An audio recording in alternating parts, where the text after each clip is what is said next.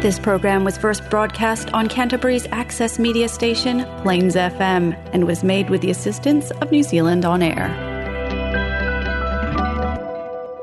So today we have Kate with us, who is a social worker and the manager of a Real Parents team. She facilitates parenting programs, coaches parents through some tough stuff. And we thought it would be good to chat with her about when's a good time to seek some parenting support and what for. We know it can be pretty hard to ask for help, but we all struggle sometimes. Yes, the irony is real. Thanks for joining us for Being Real Parents with me, Anna, and my colleague and buddy, Melissa from Monday Creative. We work in the parenting space, and it's here where we'll talk about our worlds as parents, the good, the not so good, and the hilarious, and mix this with what we know about behaviour and psychology.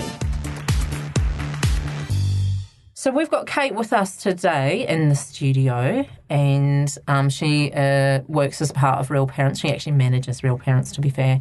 And we wanted to get her in because I know that she'll have some fresh ideas around today's topic, but also because I've got this mini mission to rebrand social workers because that comes with something and it shouldn't.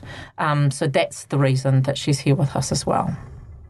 Hey, Kate. Hey, it's so cool to be here. Thanks for having me. Yeah, really welcome. This could be a regular gig for you. Sure. I feel super confident about it. Yeah, so enthusiastic. Yeah. So do you want to tell us a little bit about you? Yeah, sure. So I'm Kate and a social worker, as you've already told us. I've been with the Real Parents team for about 18 months. Prior to that, I've worked in lots of different fields. I guess that's the beauty of social work. Hey, it has so many different fields, which is really cool. And worked in lots of different environments, from schools to home-based settings, office settings. Yeah, I also am a mum of a 3-year-old little girl, which has made social work and my work a lot more real, I guess. Yeah. Bringing it all together. Great giving people parenting advice before becoming a parent myself. Yeah. There's such a thing as OPKs. My grandmother used to always say that. She'd go, we're all the experts in OPKs, other people's kids. Oh, right. Yeah, not our own. Yeah, which is still true, I think, actually. Yeah. Has having a child changed things in your perspective around parenting and what you were coaching? Yeah, definitely. I think it's so nice to be able to bring your own personal experiences into it. I think I had a lot of empathy for parents prior and got that things were hard, but it feels more real now and understanding what that hardness actually feels like. Yeah. You can really empathise with them because you go through it too. Yeah, for sure. Yeah. So you talked about that there's lots of different fields of social work. What do you mean by that? Yeah, so I guess often the term social work people sometimes think of a specific field, like it might be a care and protection social worker. That's pretty much one that comes up most of the time. Yeah. I did my placement in that field, but I've never throughout my career actually worked in that field. I didn't love it personally, and I found it really challenging even just being there on placement. So I've worked in the family harm field. I've worked within the school setting, as I said, worked with children, families. It might be that people work within the hospital field, working with elderly. There's such a range, I guess.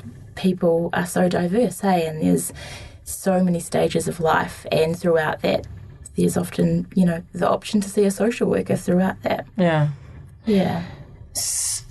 I'm looking to Melissa because I know she's got a question. Yeah, so it's a pretty straightforward question. What is a social worker? Yeah, so straightforward question, but hard question to answer. I think it is, it's a big thing. And I look at it as we support people through their journey of life, and it doesn't really matter what stage they're at. Like I said, there's elderly that we support, or it might be with children. So empowering people, building on their strengths. just supporting them through the journey, I guess. So I think from my experience in the past, a social worker is someone who is in part of the process at the end when someone really needs support, or it's sort of the final kind of stage of support. Is that a true perception, do you think? I don't think that that's right. I feel that a social worker can step in at any stage. Yeah, definitely. A social worker, and I guess that depends what field they are in and what they are doing. I think there definitely are social workers out there that are at that point, at the bottom of the cliff, I guess you could say. But that's not the case for all social work. So working before things kind of get to that point. In an ideal world, that would be awesome if they could always step in at that point. I feel like with my role now, I'm definitely working, with people before they get to that point of really, really needing someone. Yeah, that's amazing. Oh, well, we're going to just delve into that in more detail, aren't we? In the next section, we'll talk about what you do at Real Parents and your role and how you help people. You're listening to Being Real Parents with Melissa and Anna on Plains FM 96.9. So what is it that you do at Real Parents?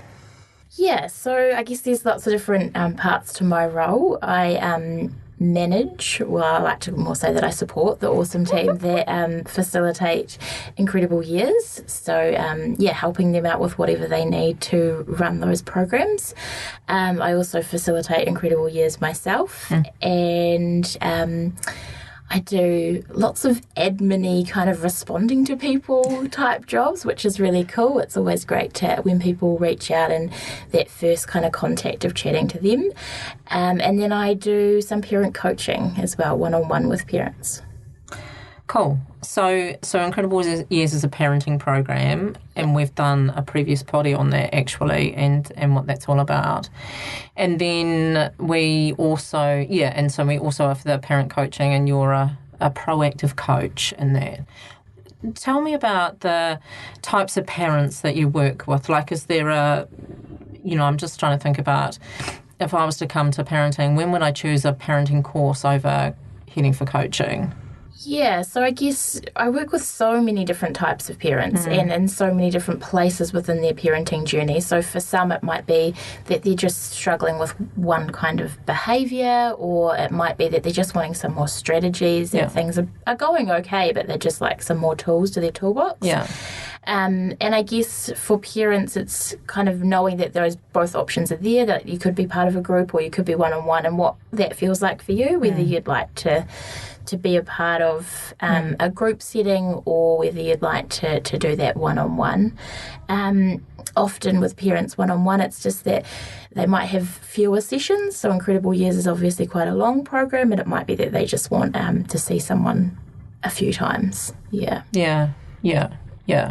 And okay, that's cool. And is there any kind of theme here for parents? Like, is there a common question, problem, challenge, piece of kitty that I need? Yeah, I guess problem often is around, I find a lot of my work is focusing on emotion coaching. So really supporting our children through those tricky emotions, and just being really present with our children as well. Yeah. So spending time with them, I think lots of things you guys have already talked about within the podcast too. But yeah, they would be the big things. The top. Yeah.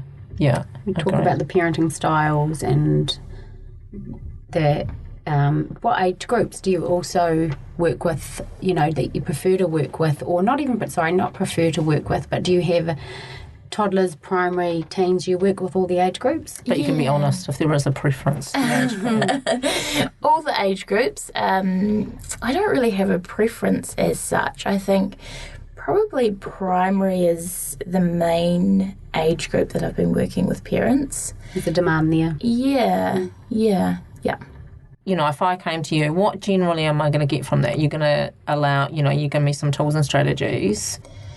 Yeah, I think like like within our parenting of validating and acknowledging our children, a lot of my role is that as well, but with parents. So actually acknowledging that this is really hard, validating and making sense, it makes sense that it's tricky. Yeah. And like I said earlier about, having that personal experience myself as being a parent, I can, be on the same page as that and really get that. So a lot of that, as well as giving some strategies and figuring out how we can move forward. It's super weird, isn't it? Because I was talking to somebody yesterday and I was doing some coaching myself, and they asked me whether or not other people have the same issue. And it's so interesting, isn't it? Because the answer is yes, lots, and it just always strikes me that so many people come to parenting expecting to be really good at it. Yeah. And it's not always that way. It certainly hasn't been that way for me. No. I can relate to that. Yeah. Yeah. What about you, Melissa? Is parenting easy for you? No way. It's not intuitive necessarily. I think, and that's the hardest job you'll ever have, I find. Yeah. Generally, there's no manual because there can't be a manual because you parent the child, not the children. Yeah. So then with each child, you have to sort of reevaluate how you're going to sort of engage with them in those tricky moments. But knowing how to do that's the hardest thing because sometimes early days I'd come from a place of reaction and just emotion. I think having worked with real parents now and understand that there are strategies in place that we talk about, the tree, for example, that is just to know that's to know to come back to that, to take the deep breaths and to know where to come from in that situation has been amazing. But it doesn't necessarily come to you intuitively. So having that coaching, having that resource available for me has been amazing. It's been incredible. Yeah, and I guess if it was just parenting that we had to do and we didn't have any of the outside things of life, time, stress, all those other things. Social media. Yeah, then maybe it could be a little bit easier, but we don't just do it in isolation, hey. There's so many other things. So, it might be that we've had a really stressful morning and we respond in a way that we wouldn't have responded if we weren't stressed. Because quite often you can lose yourself in that parenting journey and lose who you are and what your purpose is because you're responding to the children and you're there for the children. And I know sometimes it feels hard. Think, I'm not just here to serve you or be here for you. We want to do it together. And how can we do it so that we both enjoy this process? Or how can we get through this together so that it's comfortable for everyone? And you're coming to parenting, as you say, you might have had a late night working, you might have a meeting, you're juggling work, you've got some familial issues, you might have an elderly parent who's unwell. Yeah. There's so many competing priorities, aren't there? Yeah, and oddly, we don't do enough talking about parenting and the challenges of it, I don't know what that is. Hi, how are you? How's work? How's parenting? How's your parenting going? We might say, how are the kids? Yep. That might sometimes, depending on the morning, warrant an eye roll, but we'd never go, well, actually, can we catch a coffee so I can debrief and get some ideas around how I might come to this in a different way? Do you know what I mean? Yeah, for sure. Yeah. But people want to show that vulnerable side. We're still, as humans, evolving into being able to share that vulnerability and to admit that you're failing at parenting or... a lot of people are not failing at parenting. Some mornings I fail and I don't want to share that. I'm embarrassed. Yeah. I really stuffed that up this morning. Yeah. Yeah. Do you want to share that? There's a guilt or a shame associated with it. Heaps of parent guilt. Yeah. But then knowing that you get past that, okay, tomorrow, next time I'll deal with it this way. So when parents come to you with that guilt and come and say, I've done this, or they feel that they need support, do you have a bunch of tools? Do you have a toolbox ready for them? Yeah, well, once again, just acknowledging that you feel the same way yourself some days so that they, know that they're not alone in that. And that even as someone that has a lot of experience and has a whole bunch of tools and strategies, I still have days where I feel like that as well. So a lot of that validating and acknowledging, I think, is massive.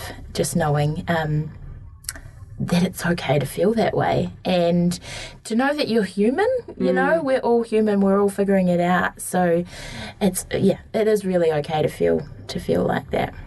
And as Anna always says, that good enough parenting is good enough. Yeah. And give yourself a break. Good enough is perfect. Yeah, exactly. And cut yourself some slack and know tomorrow's another day. That's the way I roll. Yeah. Might have had a bad day today, but tomorrow will be better. Yeah. Yeah. Yeah. And also, you know, if we have done something that we maybe aren't proud of or that we could have done differently, you know, it's okay to apologise to our kids as well and say, oh, look, I'm really sorry. I've done this in this particular way. And, you know, it's good for them to know that we're human too. I agree.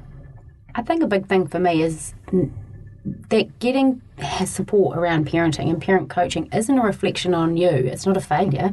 Actually, I think it would be a strength. Like with physical fitness, we might get a personal trainer to help us get physically fit. We might go to yoga to do that. And I think, as we sort of just discussed, parenting isn't intuitive necessarily. We don't know what to do. So I think actually it's a strength to recognise, to reach out and use the village to support you with parenting. Yeah, definitely. Yeah, and talk about it. The more you talk about it, the more you normalise it. Yeah, and grow your kind of skills and approaches as well.